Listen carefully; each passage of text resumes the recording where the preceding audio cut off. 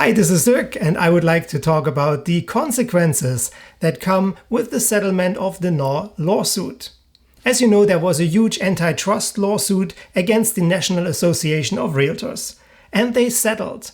And this settlement brought consequences. We achieved two things. A, all the members of NAR kept their jobs. B, our work life of the working realtors that are actually out in the field is now heck more difficult than it used to be. So what does it mean? As of August 13th, 2024, buyer's agents are no longer allowed to show property to clients without a signed buyer-broker agreement in place. Now let's say while we're looking at homes, you find another home on Zillow that you would like to see spontaneously. Well, in reality, I couldn't show it to you unless I came prepared and I have another blank buyer-broker agreement with me that you would need to sign in advance. Isn't that nice, huh? I'm sure this settlement agreement was made by people who are actually not working in the field. Another result of this settlement is that now it is more clear in the listing agreement that commissions are not fixed. Well, in reality, they never were, and everyone was aware of that. It's a little bit like the lawsuit when a guy sued McDonald's for not knowing that hot coffee could cause a burn. Although it was always clear that the commission was never fixed and it was always negotiable, now they made a new paragraph out of this, and now they outline the importance that commissions are negotiable. They also stressed the importance that sellers can make a decision whether they want the listing agent to split the commission with the buyer's agent or they disagree.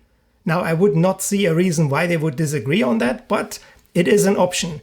Unfortunately, now as a result of this lawsuit settlement, commissions are no longer directly visible in the MLS. So it is unclear to me as an agent if the seller pays a commission or agrees for the listing agent to split their commission with me or not. Now I have to actually reach out to each individual listing agent in advance to try to find out who's going to pay for my service, if it's the seller or if it's going to be the buyer. It is so unnecessary because in the end, we are obligated to deal honestly and fair. And that means also transparency to all parties and not just to the sellers. We need to know who's paying the commission, if it's coming from the seller or if the buyer has to pick up the check.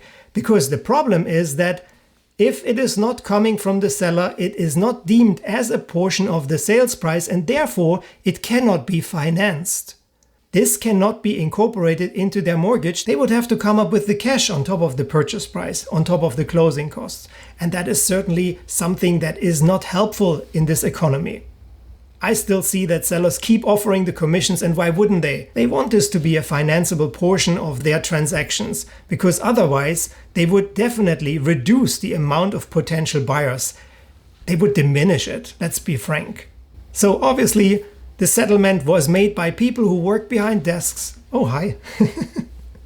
And that's my cat Kiwi. Obviously, this settlement was agreed upon by people who work behind desks, who are not working in the real world, in the field, because otherwise they would have never settled for that.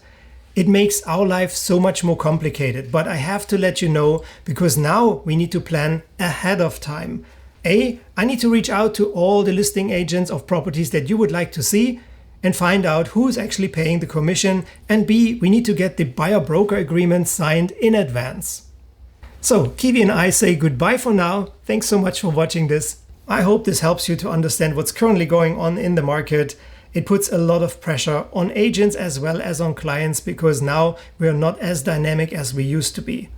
Let me know how I can help you if you want to list a home or if you would like to see homes so we can prepare accordingly. My number is 239-250-7337, email brokernaples@gmail.com, and I look forward to hearing back from you.